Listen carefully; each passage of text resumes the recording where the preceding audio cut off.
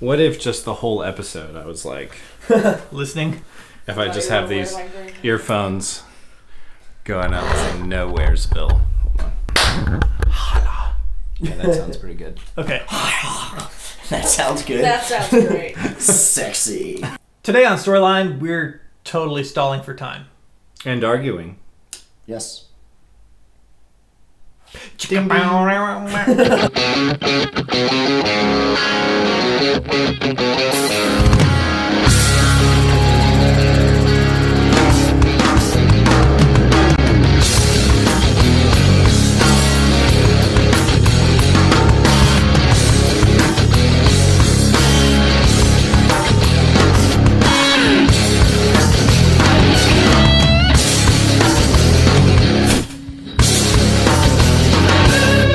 Whoa, Storyline.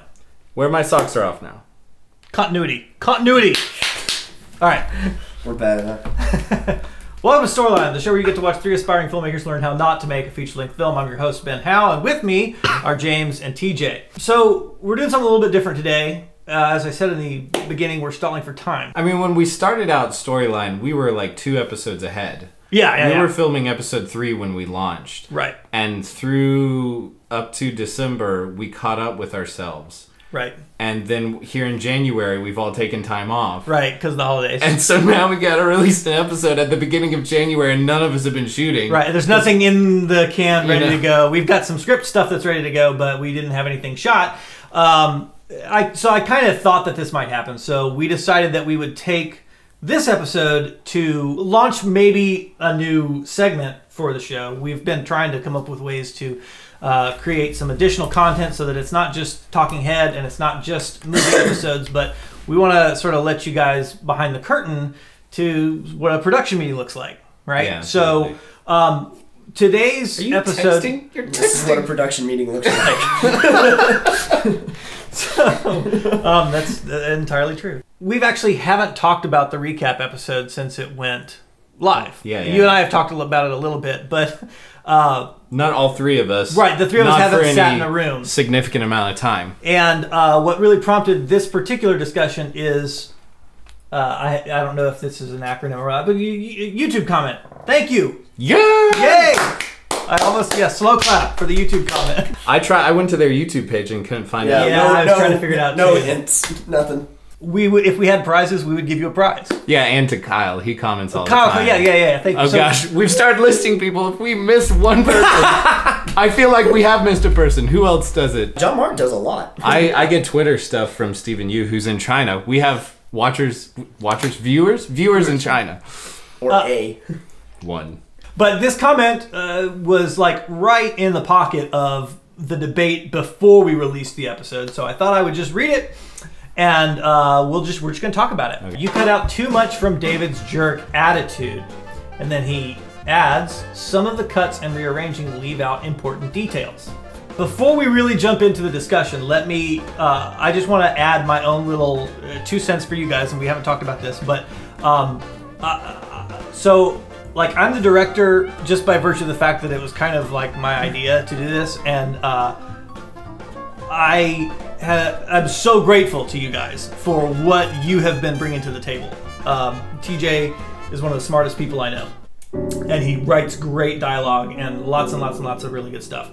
And James has been doing a lot more work on Storyline than I have. I have a family. James cuts out a lot of really great dialogue. I have a wife and kids, and unfortunately, I'm only able to give a very small portion of my time to this project. So James has been doing a huge amount of work to make Storyline happen. I just want to sort of put that layer out there that everybody knows that the ensuing debate is done in love and in gratitude. They're going down. So anyway, I think the thing I want to do now is turn it over to TJ, and let's talk about that scene, and then me and James want to give you our feedback on why we made the decision to cut it, and so I just think this will be interesting. The way the original scene went is we opened with David's conversation with Phil, right? I don't know. Originally Reggie, constructed. yeah. It was, yeah, yes. Originally it opens up with his conversation. They talk about the stereotypes. He's upset that they want him gone. He leaves, and his face is hit in the door. And then the next week, there's a scene between Oakley's character Sarah and Josh's character David, and there was a whole dialogue and interchange about their meeting and their albums and contracts and stuff like that. And so then in the recap, we cut almost everything out except him telling her that she's not good enough. She leaves upset, and then he talks to Reggie, so it switched. Well, the biggest thing, without giving spoilers for what I'm thinking for the future, is it shows him as a jerk. I would have been okay with the cut if we'd been able to reshoot it. The way that you have it is we have the establishing shot and the music going, well, the like throb at the bottom, and then she leaves and everything, and then you hear almost like in the background the ping, and then Reggie yelling, and then we do the pull in, and that honestly makes it look like that was a flashback to what like just happened. And with the way he's staring into space, it makes it look like he's feeling bad that it happened. And it kind of delineates the jerk factor, and the fact that it doesn't show the build up to him saying that. For all the audience knows, if they haven't seen the original, she could have been like a total prima donna or something. So it also does not establish what his job is, which you do have Reggie say something like they need a real songwriter, but that still doesn't really give us a whole lot to go on. But I think that's the biggest thing for me, is because it makes it look like a flashback, and it makes it look like he's upset about what just happened. And also because of how we couldn't reshoot it, the introductory dialogue for that Reggie or that David says does not make a lick of sense. Yeah, I mean, I emailed Phil and I said, "Hey, can you whip off a real quick recording?" That's also what makes it look like a flashback, is because it looks like suddenly we've jumped into the middle of a conversation. Cool. So those are your okay. concerns. Valid concerns. I do like the pan up the building, however. Yeah, that was a nice touch. As James and I watched it, what were our concerns? Do you remember? The reason why I became okay with cutting the scene short, and I'll agree with TJ, it needs to be reshot.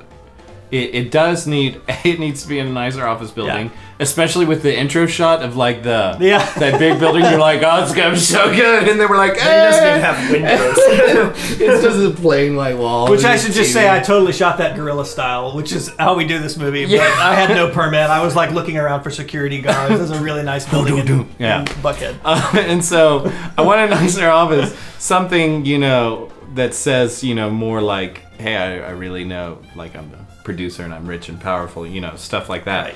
Right. But as the scene was written, there are two key things that we introduce here. The David's a jerk, and the other important thing in the scene is how he views music and music writing. Right. That was really important. Yeah. And that was lost, but I was okay with that because I'm like, we will see how he views music writing when they start playing and writing. We'll see him do that. And so I was fine with, instead of him saying, listen, Katy Perry is what sells, and so that's what I'm gonna write. Rather than having him say that, because we have the whole episode about exposition, don't tell me, show me. I'm like, we're gonna see that as the movie progresses. He doesn't need to tell us that he thinks Katy Perry is the end all be all. We'll see that in his character. So I was fine with cutting that. And then all you really need to know is that he's just mean and rich and powerful. And I don't think we lose that we don't know his occupation, because he says something like Galactic Records would like a return on their investment. I think he says that, so you get the idea that he's a record, and then they're talking about a record deal. Makes him sound more like a producer, though. Yeah, I mean that's fine. Like, I'm okay with having ambiguity in those exact outlines of his character. As the story progresses, we'll realize it. We'll have moments of, oh, okay, I get that.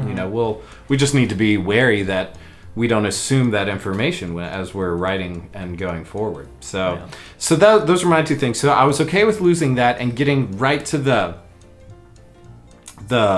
core of what that scene says, and then get out. Right. Because we don't really need to sympathize with him too much right now. Like, if we see him just be a jerk, and then because we do have the next scene I think is really Josh heavy, and so we don't really want to spend a lot of time with him.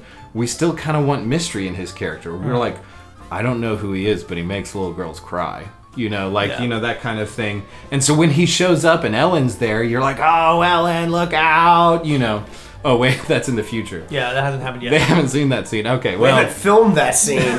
We haven't. Anyways, but that, like, you know. And the other thing that's really strong about cutting it this way is actually back to the way that it was originally written. I mean, we talked about this a little bit, where we sort of inverted the scene. That's the irony of this. Yeah. I just gotta say, TJ was right. But the throw to that scene is, I just can't work with him anymore, right? It's the dolly in, it's that wonderful shot of Stephanie. And as originally written, it cuts to David immediately. And I think the way that it is now, it cuts to kind of Reggie or something. It's like it's a little bit unclear. It's not nearly as nice as the way that it's cut now. And what I love about this particular cut is it allows David to monologue like a bad guy should monologue without feeling like it's a monologue. Like it's a monologue. We're working with, in our entire cast, 2 professional actors. The rest are volunteers. Johnny and Danny are musicians, so they're performers, but they're not really professional trained actors or whatever. And you know, Josh has a very natural performance ability. Oakley, very natural performance ability. And I believe in my heart of hearts that that you can get a good performance from an amateur actor with the right direction. And that's not trying to like tip my own hat or anything. I'm not toot my own horn, perhaps is what the phrase I'm looking for. But I do believe that a good director can get a good performance from an amateur, given enough time and given a good enough director, which I am not yet. The scene fell flat. It felt long, and as we were talking about solutions, James and our discussion went something along the lines of, what's the important information in this scene? David is a jerk. What's the fastest way to get that information out? And we can pick up the rest later. Now, I know that you were trying to plant some seeds for Oakley's character later, for a subplot or something. Which is secret. Well, I mean, I think we don't really have to talk about what that subplot is, but he did want to do something. He hasn't even told us. Right. We don't even know. The point is, and the reason that I mention it is, if we introduce her character in Act 1, where we are right now, it lends for me, it made me think, oh, she's a significant character, I have to pay attention to her. But we're not bringing her back, if we bring her back, until the subplot. You know, she's not part of the band. She's not part of the main thread of the story. So I felt like I needed to be paying attention for when I was going to see her again. And we're not going to see her again for a while. So I was okay with cutting her character. You know, I am okay with the changing of the order and the shortening. I just feel like with the footage that we have, it was not doable. Yeah, but I will defend our decision to do it under the with the understanding that what we're trying to figure out is how to craft a story. You're trying to figure out how to shoot and light and camera angle and all of that and capture it. If anyone wants to volunteer to set up lights for us on a weekly basis, please. Sure, we would for the love of all that is decent, come forward. And TJ, you're trying to learn how to, you know, how to craft a story front to back, all of the screenplay, all of it. But for me, the most compelling thing that I want to learn is how to create a story. What makes a good scene? Yeah. And that scene wasn't good. Yeah. And we could change it to make it better, but not quite there. Right. And so if we do it the third time, we're like, that's the scene it really should have been. Right. I think that's what making the movie and storyline is all about. It's like, what makes a good scene, and how do we write it and string them together and make a story. And so just leaving it alone and waiting till we reshoot it, which I think will be a long time. Oh, yeah. I just wasn't okay with that. I was like, if we're gonna have to do more recap episodes, I never want to see that scene again. Yeah, what I think we'll do as far as recap episodes go is we'll leave this one alone. It'll continue to be the recap episode because it lives in that space of every 2-week release.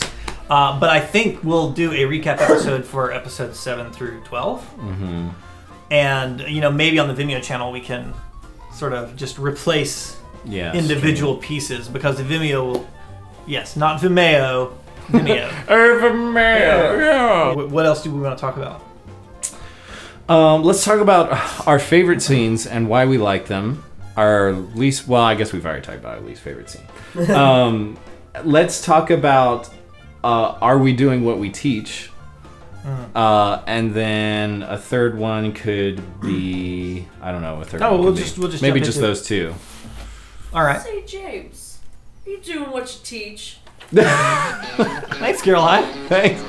There's our. All right. What's our rule on swearing for this video? Will you have time to bleep me out? Let me give a quick, brief synopsis of what happens. Make them watch the video. Well, no. They need to know what happens in the scene and what we cut out, just in case. Sure. We don't want to make them watch the video. Watch episode 3 and the recap. No, I'm gonna say it. No. And we're gonna cut out you saying disagreeing with me.